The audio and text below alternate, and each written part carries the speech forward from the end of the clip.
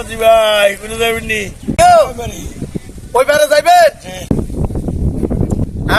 কাকা যাবো যাবো। আজকে সকাল হইতে কিন্তু ভাড়া কম পাইছি, ভাড়া কেনা বাড়াই দিতে হইব। নদীতে ঢেউ রিমেল আছে না, ঘূর্ণিঝড় রিমেল, রিমেলের কারণে নদীতে একটু ঢেউ বেশি আছে। হ্যাঁ ঠিক আছে ঠিক আছে ঠিক আছে, ভাড়া দিব।